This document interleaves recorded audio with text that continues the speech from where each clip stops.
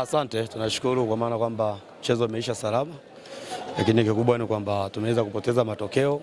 Mechi ambayo ilikuwa ni muhimu, ukiangalia sehemu tuliyopo sio nzuri. Kwa hiyo pinzani wameweza kutumia nafasi walizozipata na tumeweza kupoteza mechi muhimu ambayo tulistahili kupata walau pointi moja au pointi tatu.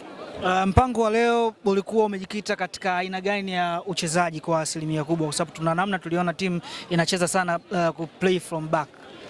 Kwa kimsingi tulijipanga vizuri kuhakikisha kwamba tunapata alama tatu. Ndio maana ukiangalia tulianza na mastreka wawili na mpango wetu ukafanikiwa tukapata goli, lakini muamuzi ukaona penalti aliyoiweka penalti yenyewe na mashaka. Kwa hiyo vitu vingine mwalimu anatengeneza plani yako, lakini kuna wengine pia wanaharibu plani. Kwa hiyo kikubwa tulijiandaa vizuri kupata matokeo, lakini ni kwamba mechi imeweza kuisha. Kwa hiyo tunajipanga na mechi ya FA, then tutarudi hapa mechi mbili zidi ya Using na Mbuni. Kwa hiyo ni mechi ambazo ziko mbele yetu. Kwa hiyo baada ya mchezo huu basi tunajiandaa na mchezo mwingine. Kwa namna ambavyo timu ilicheza, ni kwa asilimia ngapi unadhani mipango yako ilishindwa kuendana na kukupa matokeo chanya?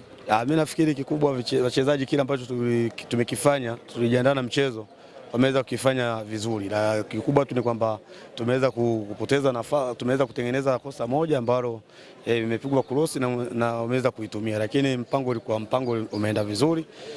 Kitu ambacho kimeharibu mpango ni kwa maana kwamba tumeruhusu goli la wenzetu kututangulia na kuondoka na alama tatu. Ilionekana timu kwenye safu ya ulinzi ilionekana kutokuwa active sana kwenye mipira ya pili, na ndio maana pia hata goli la pili kapatikana katika mazingira hayo. Ukiangalia mpira ni cross ambayo imepigwa. Beki wangu kafanya makosa, imepigwa pembeni, hajafika kwa wakati. Na yule kampa gap la kupiga cross. Na mabeki wangu walikuwa bado hajafika. Kwa hiyo wameweza kutumia udhaifu huo na wameweza kupata goli. Lakini kikubwa mpira sometimes una makosa kama hayo. Kwa hiyo tumeweza kutengeneza kosa katikati ya kipindi cha pili na wenzetu wameweza kulitumia nafasi hiyo. Asante sana. Asante.